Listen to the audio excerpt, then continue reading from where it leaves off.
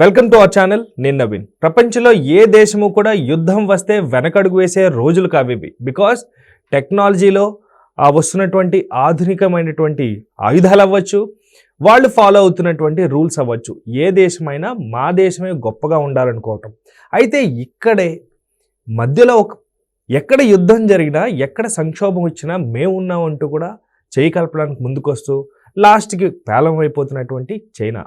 ప్రస్తుతం చైనా ఈ యుద్ధంలో చేయి కలపడం వెనుక వాస్తవం ఏంటి, కలిపితే చైనాకి వచ్చే ఉపయోగం ఏమిటి, ప్రస్తుతం ఇదే టాపిక్ మనతో మాట్లాడడానికి సీనియర్ అనలిస్ట్ శ్రవణ్ గారు ఉన్నారు. సార్తో మాట్లాడతాం.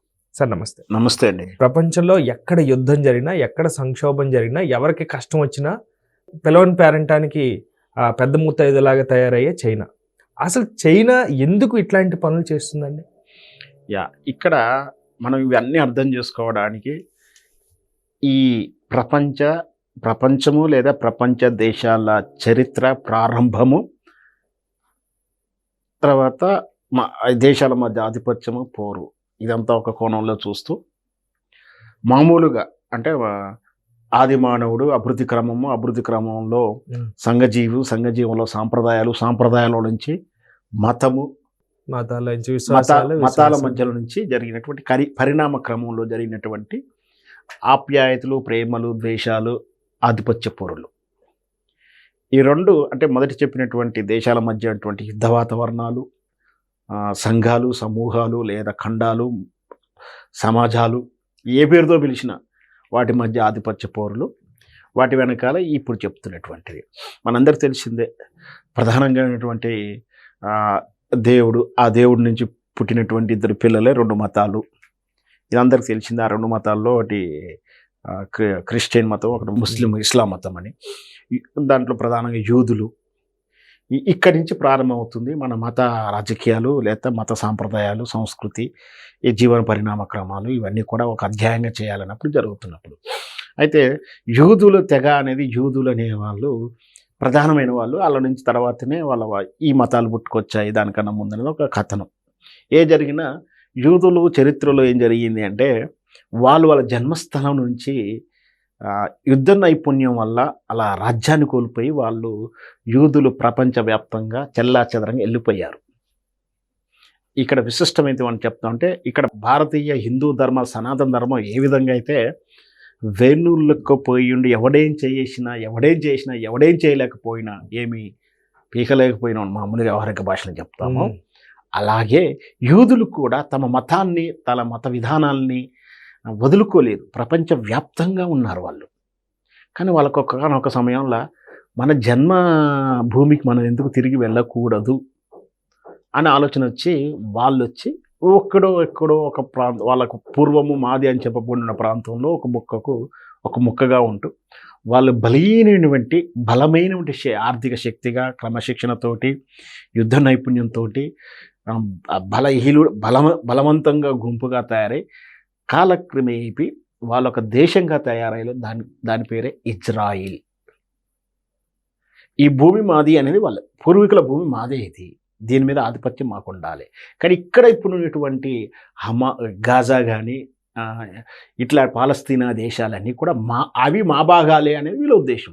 కానీ దానికి ముందు ఏం జరిగింది, యూదులు అనేటువంటి ప్రాంతాన్ని ఈ ముస్లిం తెగలు లేదా అరబ్బులు, ఏదైతే మతస్థులుగా ఉంటే రకరకాలుగా పక్క దేశాల్లో ఉన్నటువంటి ఇరాక్ ప్రాంతంలో ఉన్న వాళ్ళంతా కూడా సహకారంతో ఆ యూదుల మీద ఆధిపత్యంతో వాళ్ళ రాజ్యాన్ని స్థాపించుకున్నారు.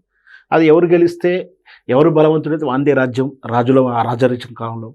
కానీ ఆ మధ్య కానీ ఇప్పటికీ మాకు అదే కావాలి అనుకోవడం, మధ్యలో రాజీలు కుదరడాలు అవన్నీ జరుగుతున్న తరుణంలో ఇక్కడ ఇజ్రాయెల్ పెత్తనం పెరగకుండా ఈ గాజా ప్రభుత్వాలు, పాలస్తీనా ప్రభుత్వాలతో పాటు అక్కడ ప్రైవేట్ మిలిటరీ కూడా వ్యవస్థ ఉంది అక్కడ.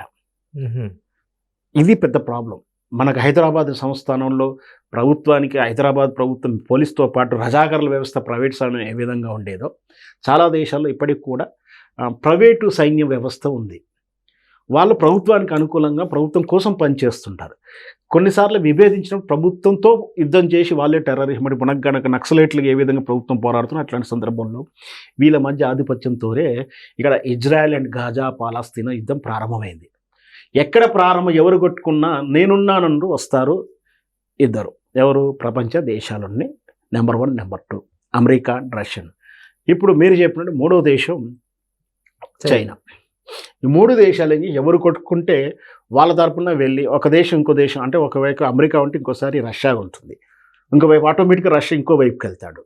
అయితే వీళ్ళు ఏం చేస్తారంటే, మీకు కావాల్సుకుంటే మీరు పోరాడేది న్యాయము, మీ పోరాట శక్తికి మా మద్దతు ఉంటుంది, మీకు కావాలంటే ఆయుధాలు ఇస్తాం, కత్తులు ఇస్తాం, బాంబులు ఇస్తాం అంటూ వీళ్ళు ఆయుధ వ్యాపారం చేస్తూ ఉంటారు.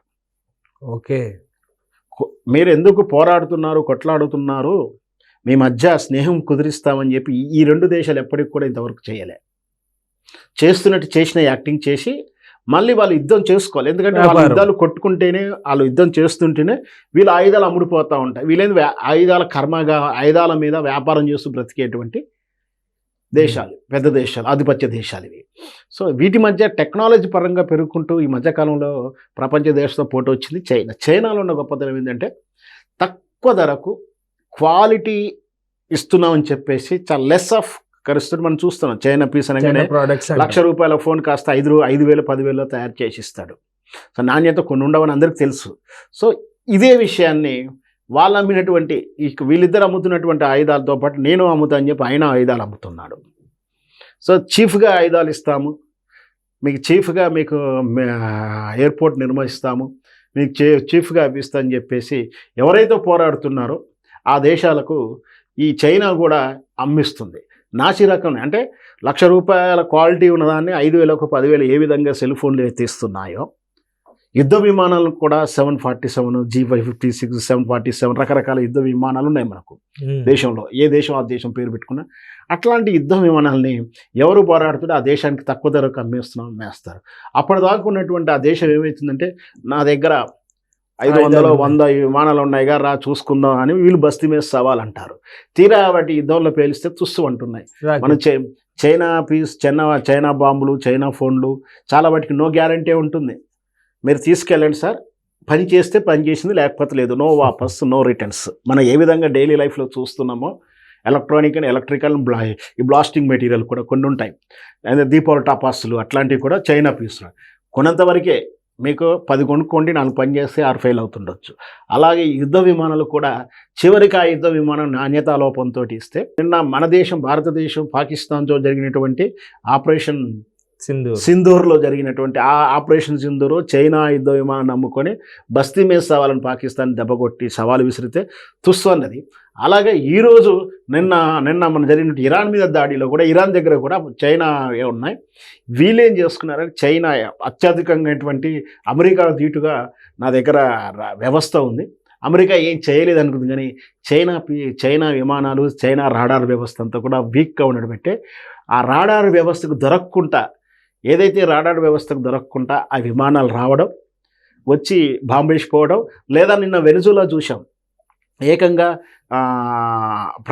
వెనుజులా ప్రెసిడెంట్ ఇంటి మీద దిగి ఆయన తీసుకొని సంకల పెట్టేసుకొని 3 నిమిషాలు వెళ్ళిపోయారు. అక్కడ కూడా ఏం జరిగింది, అక్కడ 2 రకాలు జరిగింది, 2 స్టెప్పులు చేశారు. ఏంటి, వాళ్ళ రాడార్ వ్యవస్థను బ్లాక్ చేశారు. అంటే ఎప్పుడైతే అమెరికా విమానాలు వస్తున్నాయో ఆ నిమిషంలో రాడార్ వ్యవస్థను బ్లాక్ చేసి, బ్లాక్ అయింది అని వాళ్ళు చూసే లోపే వాళ్ళు దిగేశారు అక్కడికి. వాళ్ళు దిగడం అంటే ఎప్పుడైతే మనకు అందుతున్నటువంటి సమాచారం ప్రకారం కెమికల్ వాయువుని ఏదో వదిలేరు వాళ్ళు, అదే అమెరికా సైన్యం. అక్కడైతే దిగగానే కెమికల్ దిగగానే అప్పటికి వీళ్ళకు మనకి టియర్ గ్యాస్ వదులుతుంటారు అప్పుడప్పుడు, జనం రాస్తారో కళ్ళు మంతా ఉంటాయి. అట్లాంటివి వీళ్ళు వేసిన కెమికల్ గ్యాస్ వల్ల అక్కడ ఉన్నటువంటి సిబ్బంది వాంతులు చేసుకోవడం, కళ్ళు తిరగడం, కింద పడడం, ఇవన్నీ చేసేలోపు వాళ్ళు అలా దిగారు, అలా ఎత్తుకున్నారు, వెళ్ళిపోయారు. వీళ్ళు తెలుసుకునే లోపు 3 నిమిషాలు మొత్తం అయిపోయింది. సో అక్కడ కూడా వాడబడింది అంటే చైనా వెనిజులా కూడా చైనా టెక్నాలజీని నమ్ముకున్నారు.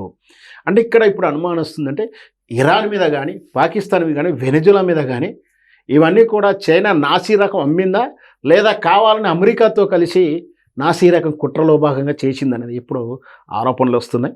మరి వేచి చూడాలి. చరిత్రలో కొన్ని నిజాలు కొంచెం ఆలస్యంగా వెలుగులోకి వస్తాయి, చరిత్ర గర్భంలో ఉంటాయి. మరి భవిష్యత్తులో ఎప్పుడు బయటకు వస్తాయి నిజాలు. కానీ ఏదన్నా సరే యుద్ధం మంచిది కాదని ఏ దేశాలు కూడా ఇప్పటికే చెప్పట్లేవు. మరి వేచి చూద్దాం, ఇది 3వ ప్రపంచ యుద్ధ దాకా దారితీస్తుందా, ఈ స్నేహాలు, ఈ యుద్ధాలు ఎడిగిపోతాయని వేచి చూడాల్సింది. Right, thank you sir, thank you so much.